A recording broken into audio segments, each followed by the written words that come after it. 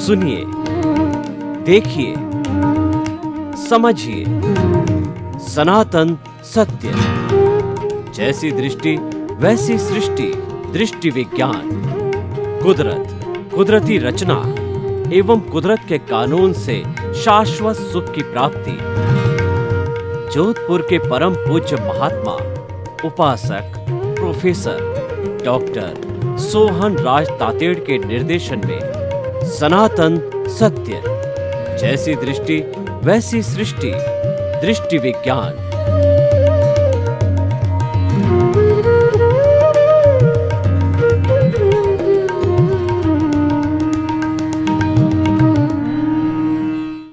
भाइयों और बहनों, मातृशक्ति को नमन। स्टूडियो में आपका हार्दिक स्वागत है। अभिनंदन है, सत्कार। आत्मविज्ञान, साइंस ऑफ द सोल कार्यक्रम के अंतर्गत हम आपको सही दृष्टि, सही सोच, राइट विजन, राइट थिंकिंग के तहत आपकी नकारात्मक सोच को तिरोहित करके उसकी जगह हम सकारात्मक सोच डालते हैं। आपकी रॉन्ग बिलीफ को समाप्त करके हम राइट बिलीफ देते हैं, और ये राइट बिलीफ ही सम्यक दर्शन है। और एक बार जब व्यक्ति को सम्यक दर्शन मिल जाता है ज्ञान के माध्यम से, तो वह मुक्ति की नींव लगा देता है। तो हमारा आत्मविज्ञान का जो मुख्य लक्ष्य है, आपको सम्यक दर्शन देना, आपको ज्ञान देना। और ये सारा कार्य जो है हम अलग अलग एपिसोड्स के माध्यम से करते हैं। तो आज हमारा बहुत ही सुंदर एपिसोड लेकर के हम आपके सामने प्रस्तुत हुए हैं। आज हमारा एपिसोड और आज का विषय हमारा अनेकांत एवं शादवाद। भाई और बहनों, बहुत ही विशाल विषय है। ये वसुधैव कुटुंबकम का विषय है, और ये संपूर्ण मानव जाति पे लागू होता है। विश्व के 210 कंट्री जो आज यूएनओ के सदस्य है, अगर वो अनेकांत और शादवाद को अपना ले, उसको अपने राष्ट्र का जो है मूल विचारधारा के रूप के अंदर जोड़ दे, तो पुनः वसुधैव कुटुंबकम की स्थापना हो सकती है। और संपूर्ण विश्व जो है, जो आज ग्लोबलाइज्ड हो चुका है, एक स्वर्ग के रूप के अंदर, एक वसुधा के रूप के अंदर हो सकता है। और हम जो वसुधैव कुटुंबकम का कॉन्सेप्ट क्या कहता है, हम सभी वसुधा माँ की संतान है, वासुदेव की संतान है, यानी एक पिता और एक माँ की संतान है। क्यों माँ कौन सी? वसुधा माँ, जो कि वो हमारी नेचर माँ है। वो 84 लाख जीवा योनि प्राणियों की उत्पत्ति करती है, उनका पोषण करती है, और उसी में विलीन होते हैं। और ईश्वर एक कैसे कि हम अल्टीमेटली ब्रह्म में जाकर के विलीन होते हैं। जो ये शरीर जब छूट जाता है, और वो तो जाकर के जब जीव को ब्रह्म का आभास होता है, जब उसकी मुक्ति होती है, तो इस तरीके से हम एक ईश्वर और एक नेचर माँ की जो है सभी संतान है, भाई भाई है। हमें प्रेम से रहना चाहिए। यही अनेकांत और शादवाद का मुख्य उद्देश्य है। अनेकांत जो सिद्धांत है और शादवाद है, उसकी मेथोडोलॉजी है, उसका प्रोसीजर है, उसकी आचार संहिता है। उसको जीना कैसे जाए, चाहे वो शादवाद के द्वारा हम सारा समझते हैं। देखिए, अनेकांत का अर्थ क्या है? इसका हम संधि विच्छेद करें, अनेक प्लस अंत, जिसके कई डायरेक्शंस हो, कई अंत हो, जो मल्टी डायरेक्शनल हो, उसको अनेकांतवाद कहा जाता है। और एकांतवाद के अंदर क्या है? व्यक्ति एब्सोल्यूट हो जाता है, केवल अपनी बात को ही सब कुछ मान लेता है। और अनेकांतवादी है, सबको एक्सेप्ट करता है। एकांतवादी अपनी बात को थोपता है, दूसरे को एक्सेप्ट नहीं करता है। क्यों? वो तो एकांत है, वो तो अकेला ही है। और अनेकांत है, वो बहुआयामी है, उसके अंदर सभी समा जाते हैं। 7 अरब की जनसंख्या पूरी उसमें समा जाती है। क्योंकि अनेकांतवाद क्या कहता है कि मेरे पास के अंदर एक जो है पार्ट ऑफ द ट्रुथ है, एक सत्य का अंश है, और 7 अरब की जनसंख्या के जो सत्य के अंश को इकट्ठा किया जाता है, तब एब्सोल्यूट ट्रुथ बनता है, और उसी का नाम अनेकांतवाद है। और अनेकांतवाद के जो है आप्त पुरुष कौन होते हैं? वो केवली होते हैं, वो अरिहंत होते हैं, वो भगवान होते हैं, जिनको कि एब्सोल्यूट ट्रुथ मालूम होता है।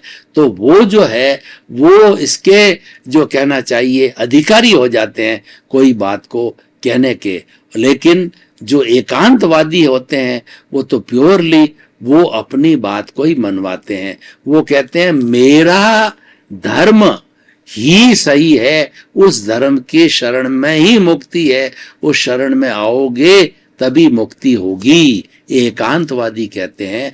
ये डिस्प्यूटेड हो जाता है, इससे लोग जो है वो स्वीकार नहीं करते हैं। अनेकांतवादी क्या कहता है कि भाई ये मेरी आइडियोलॉजी है, ये मेरी विचारधारा है, ये मेरा कॉन्सेप्ट है और ये मेरी अवधारणा है। तो हर एक कहेगा अपनी अपनी अवधारणा होती है, तो सब एक दूसरे को एग्री करते हैं, एक दूसरे सबको एडजस्ट करते हैं, तो सर्वधर्म संभाव हो जाता है और डिस्प्यूट पैदा नहीं होता है। अनेकांत में डिस्प्यूट को जगह नहीं है और एकांत के अंदर डिस्प्यूट को जगह है। क्यों? एकांत थोपा जाता है, वो एक सिंगल व्यक्ति की बात है, सबको मनवाना चाहते हैं। अनेकांतवादी किसी पर थोपते नहीं है, वो तो कहते हैं मेरा भी धर्म है, मेरी भी विचारधारा है, मेरी भी आइडियोलॉजी है और मेरा भी चिंतन है।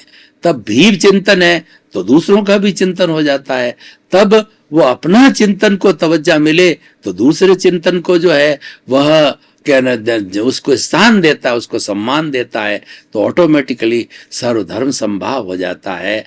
और एकांतवाद के अंदर ये पॉसिबल नहीं है।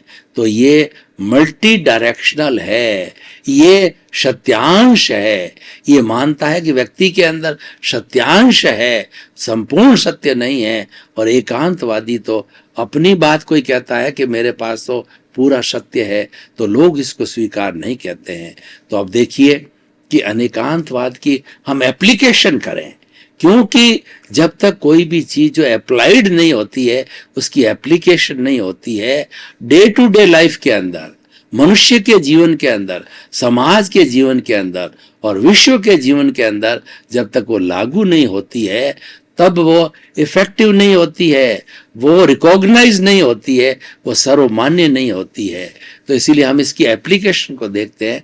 देखिए, आपने अनेकांतवाद को समाज में लागू किया तो समाज में मुंडे मुंडे मतिर भिन्ना, समाज में अलग अलग बुद्धि के लोग होते हैं, अलग अलग बात करते हैं, अलग अलग विचारधारा होती है, अलग अलग सोच होती है, कोई प्रॉब्लम नहीं।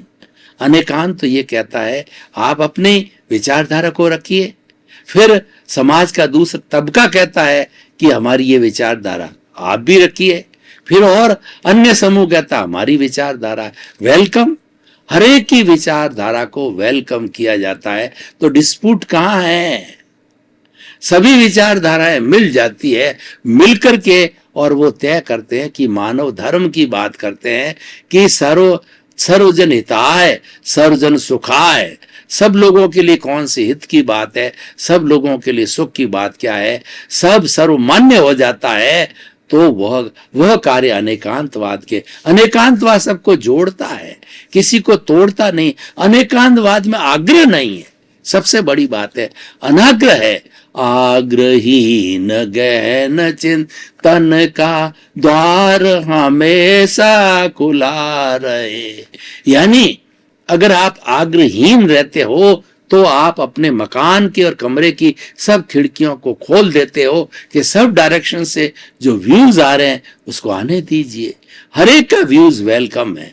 जब आपकी मानसिकता ये हो जाती है कि हर एक के व्यूज के अंदर कोई न कोई अच्छाई होती है, क्योंकि हम शादवाद की जब परिभाषा करेंगे तो शादवाद के अंदर सप्तभंगी होती है, सप्त तरह के जो है हर विचार जो है अपने आप के अंदर एक बहुत बड़ा जो है आशय रखता है, बहुत बड़ा जो है चिंतन रखता है। एक एक विषय अक्षर बोलते हैं, वो क्षर नहीं होता है। तो शादवाद सप्तभंगी में, सप्त नय में विश्वास करता है कि ये वस्तु है, दूसरी उसका हम एग्जिस्टेंस करते हैं, ये वस्तु नहीं है।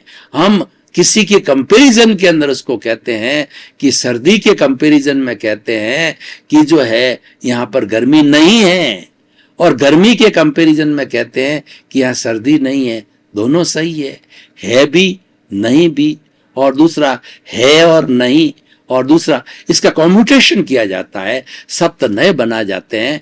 मतलब with reference to this, with reference to this, हम एक चीज के रेफरेंस से किसी को जोड़ते हैं। तो जो है, जैसे देखिए ये शरीर की मैं बात करता हूं तो ये जो शरीर जो है बोल रहा है, लेकिन ये जड़ है। लेकिन ये बोल क्यों रहा है? कि इसको एनर्जी भीतर विराजमान शुद्ध आत्मा भगवान इसको एनर्जी देता, वही बुलाता है। तो ये क्या है? मिश्र चेतन बन गया। तो ये जड़ भी है और चेतन भी है। दो ये द्वैत हो गया। और अद्वैत की बात करें तो आत्मा अलग है, शरीर अलग है, और दोनों को अलग करना ये भेद विज्ञान है। यही जीवन का लक्ष्य है। जब दोनों अलग हो जाएंगे, ये स्थूल शरीर किस लिए है? कि कार्बन शरीर मौजूद है, और कार्बन शरीर रहेगा, स्थूल शरीर रहेगा, और आत्मा की तो प्रेजेंस रहेगी, क्योंकि वो तो ज्ञाता दृष्टा है, वो तो अक्रिया है, वो तो केवल स्वभाव में रमण करती है, वो कुछ भी कोई भी कार्य नहीं करती है।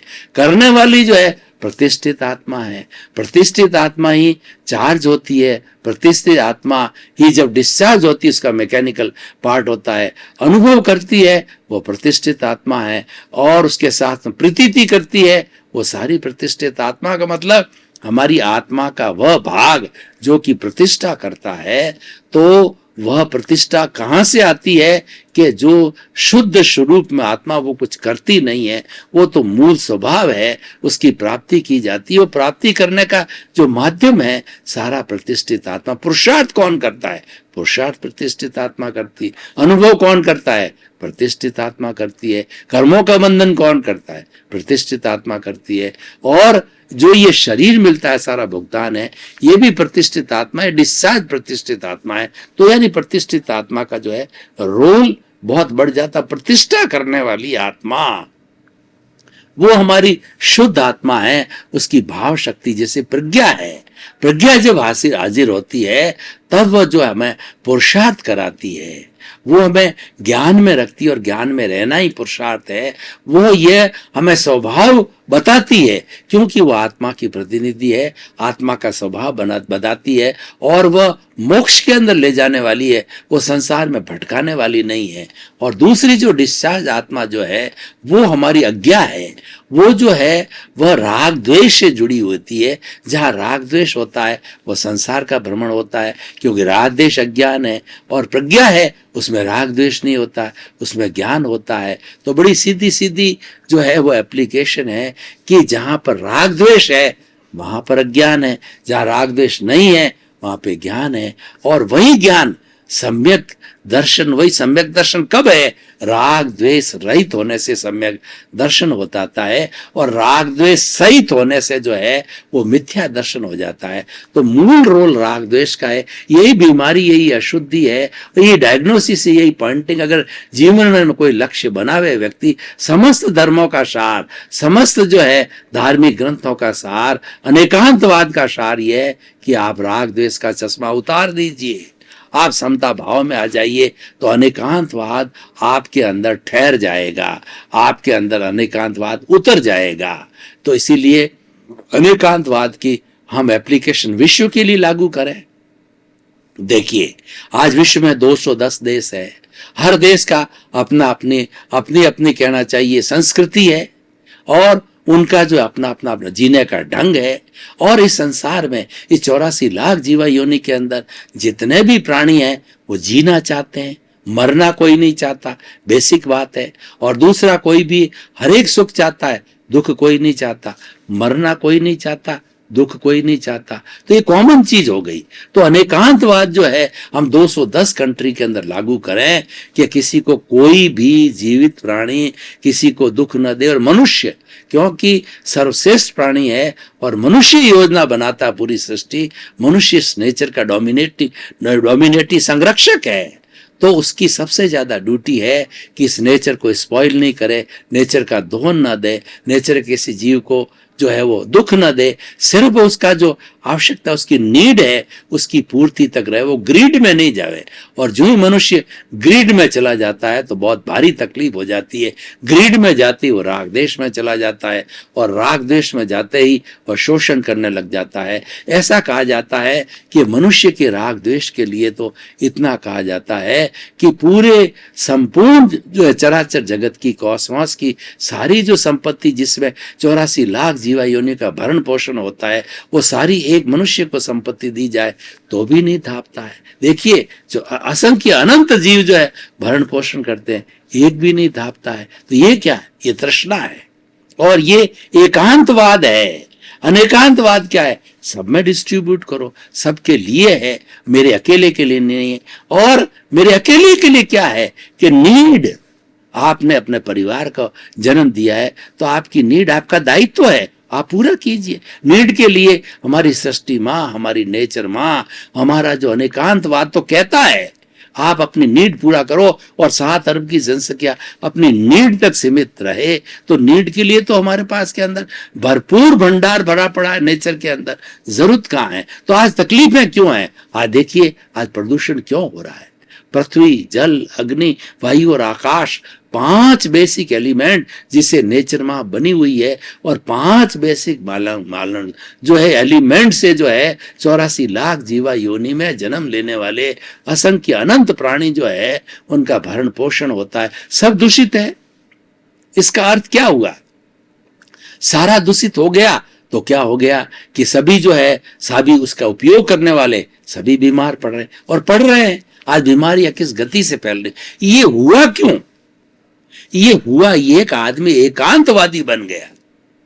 अगर व्यक्ति अनेकांतवाद और शादवाद की थ्योरी को पालन करे कि ये तो बांट बांट के सब ले, ये तो सबका है, अकेले का अधिकार हो ही नहीं सकता, और अनेकांतवादी सापेक्ष होता है, वो रिलेटिव हो जाता है कि भाई ये मेरा भी है, ये 5 तत्व जो 5 बेसिक एलिमेंट मेरे भी है, मेरे ही है कहते ही प्रॉब्लम हो जाती है।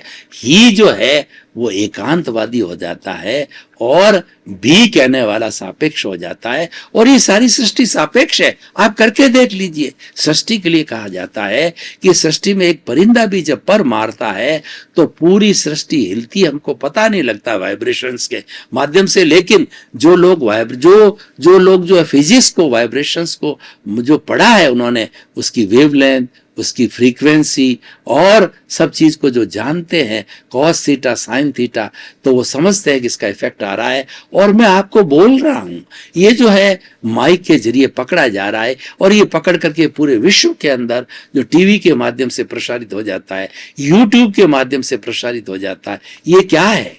ये सारा सापेक्षवाद है, ये कन्वर्शन है। ये जो मेरे शब्दों का कन्वर्शन हुआ, ये तरंगों के रूप में कन्वर्शन हुआ। और यही सृष्टि का नियम है कि हर क्षण सृष्टि बदलती रहती है। बदलती का मतलब ठोस द्रव के अंदर बदलता है, द्रव गैस में बदलती है और गैस जो है वो वाइब्रेशंस में बदलती है। पुनः ये चारों चीज आपस में बदलती जाती है। परंतु सब कुछ बदलते हुए भी इस सृष्टि के अंदर सारी जितनी एनर्जी जो है वो कांस्टेंट है, E=mc²। ये आइंस्टीन ने जो है हमको फॉर्मूला दिया कि पूरी सृष्टि चराचर जगत की, इस कॉस्मॉस की जो एनर्जी है वो m mass into c² constant का स्क्वायर, यानी कभी भी नहीं बदलती, सिर्फ कन्वर्शन होता है, रूपांतरण होता है, ट्रांसफॉर्मेशन होता है। और यही जीवित प्राणियों का है। जीवित प्राणियों की संख्या जो है फिक्स्ड है हर क्षण, जैसे कि एनर्जी फिक्स है, प्राणियों की संख्या फिक्स है। वो नरक गति, तिर्यंच गति, मनुष्य गति और देव गति, और इनसे मुक्त हो जाते हैं तो मोक्ष में चले जाते हैं। इन सब का 5 का टोटल करें तो जीवित प्राणियों की संख्या x, हर समय में x रहती है। अरे इतना ही नहीं है, जड़ पदार्थ को देखो, जड़ और चेतन से जो है पूरा ये कॉस्मॉस। ये बातें मैं क्यों कर रहा हूं कि ये इतनी सारी बात अनेकांतवादी ही कर सकता है। अनेकांतवादी सब व्यूज को एक्सेप्ट करता है, वो रिलेटिव है, हर चीज को एक्सेप्ट करता है, वो एब्सोल्यूट कभी नहीं होता। एकांतवादी एब्सोल्यूट होता है। और सारी मेथोडोलॉजी के लिए शादवाद, सप्त नए भंगी भी लागू किया है। इस दृष्टि से है, इस दृष्टि से नहीं, इस दृष्टि से है भी और नहीं, उसके साथ जोड़े बनाए जाते हैं। उससे ऑटोमेटिकली चीज समझ में आती है कि accept everybody's view, be relative और give respect to the every living being. If you will agree the existence of any other living being, that means you are accepting your own existence. And आप एकांतवादी हो और आप relative absolute हो जाते हो कि नहीं, I am the only thing, then if you don't accept the existence of the other living being, that means you are no more, your existence finished, you can't survive at all. आप ये देख लीजिए कि आप जो हिमालय के पर्वतों में भी साधना करने जाओ, वहां भी समाज चाहिए। मनुष्य एक सामाजिक प्राणी है, मनुष्य अकेला एक क्षण भी नहीं जी सकता। मैं आपको बताना चाहता हूं उदाहरण के तौर पे कि सारी ऑक्सीजन हमको पेड़ पौधों से मिलती है।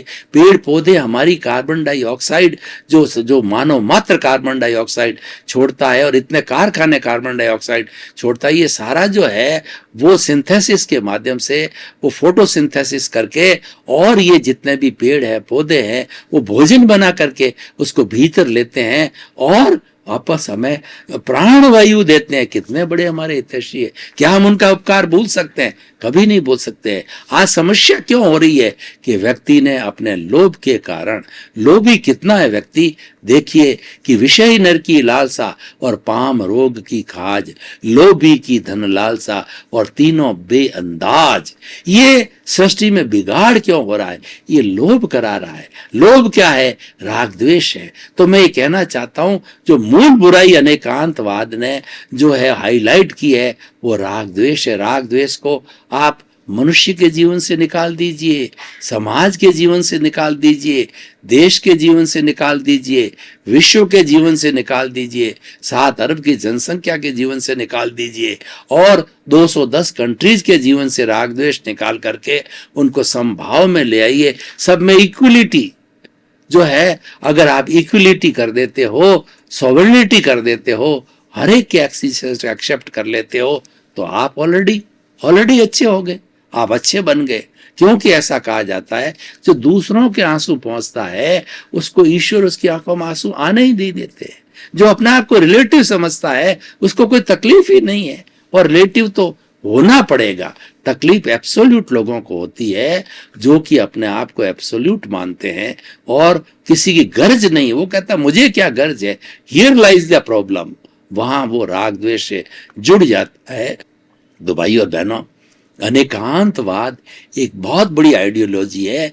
इसको विश्व स्तर पर, इंटरनेशनल लेवल के ऊपर, और हमारा यूनाइटेड नेशन ऑर्गेनाइजेशन यूएनओ है जहां पर 210 कंट्रीज के मेंबर्स है, वहां जितनी समस्या है उसको अनेकांतवाद और शादवाद के एंगल से देखी जाए। इसको जो है विश्व धर्म मान लिया जाए, विश्व विचारधारा मान लिया जाए। धर्म शब्द छोड़ दिए, किसी को ऑब्जेक्शन हो तो इसको विश्व विचारधारा, विश्व चिंतन मान लिया जाए तो मेरे ख्याल से कोई समस्या नहीं होगी। क्योंकि इसके मूल में जो बात है, multi directional relativeness, theory of relativity, और दूसरा जो है मल्टी डायमेंशनल, और accept the existence of everyone, और give respect to everybody, every living being, not only human, but we give the respect to every living being, every creature, whosoever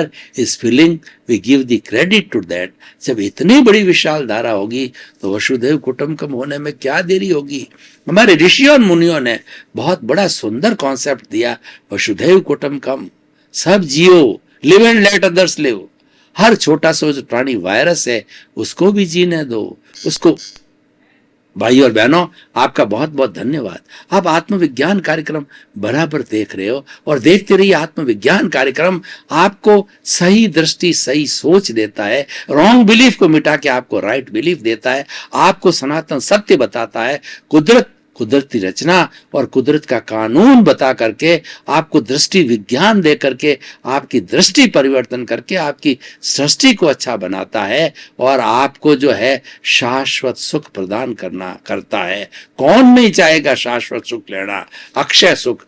वो है मुक्ति। मुक्ति तक ले जाने वाला जो है हमारा ये आत्मविज्ञान है, क्योंकि इसके केंद्र में आत्मा है जिसको कि मुक्त करना है, वही लक्ष्य है। तो आपके प्रति मंगल भावना, शुभकामना कि आप खूब जो है चरई होकर के समाज के अंदर परोपकार का काम करें।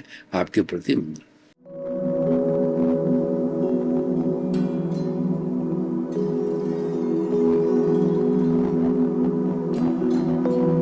एक ऐसा अंतर्राष्ट्रीय ख्याति प्राप्त मानव जो गुरु प्रेरणा से पिछले 20 वर्षों से वानप्रस्थ जीवन जीते हुए 24 घंटे मानवता की सेवा में संलग्न है। एक ऐसा मानव जो अभी राष्ट्रीय, अंतर्राष्ट्रीय टीवी चैनलों पर 7,500 एपिसोड के माध्यम से सनातन सत्य, आत्मविज्ञान एवं पुनरुत्थान व्यवहार एवं निश्चय जगत के जीवनोपयोगी विषयों पर हृदय स्पर्शी प्रवचन कर चुका है। उस मानव का नाम है महात्मा उपासक प्रोफेसर डॉक्टर सोहन राज तातेड़। प्रोफेसर तातेड़ द्वारा योग, दर्शन, शिक्षा विषयों पर रचित पीएचडी स्तर के 250 शोध ग्रंथ भारत के 100 प्रतिष्ठित विश्वविद्यालयों में शोधार्थी पढ़ रहे हैं तथा वे सभी शोध ग्रंथ वहां की सेंट्रल लाइब्रेरियों में उपलब्ध हैं। महात्मा सोहन राज ने अभी तक हजारों स्कूलों, कॉलेजों, विश्वविद्यालयों एवं संस्थाओं में सेमिनार, वर्कशॉप, कैंप लगाकर लाखों विद्यार्थियों को योग, दर्शन, शिक्षा का प्रशिक्षण देकर उन्हें सुसंस्कारित किया। डॉक्टर तातेड़ ने भारतीय संस्कृति उत्थान के 4000 से अधिक समसामयिक विषयों पर आर्टिकल लिखकर ऑनलाइन जर्नल, पत्रिकाओं, वेबसाइट्स पर प्रकाशित किया, जिसका उपयोग लाखों पाठक कर रहे हैं। उपासक तातेड़ के 5000 से अधिक आज का सुविचार, आज का शुभ संदेश, आज का मंगल भावना योग आदि चिंतन websites, Twitter, blogger, Facebook, YouTube माध्यमों से लाखों लोग अपना जीवन निर्माण कर रहे हैं। मानवता के मसीहा ऐसे महामानव महात्मा सोहन राज तातेड़ के प्रोफाइल को अभी तक विश्व के 20 लाख दर्शक यूट्यूब पर, 12 लाख गूगल पर एवं लाखों दर्शक फेसबुक, ब्लॉगर, ट्विटर और इंस्टाग्राम पर देख चुके हैं।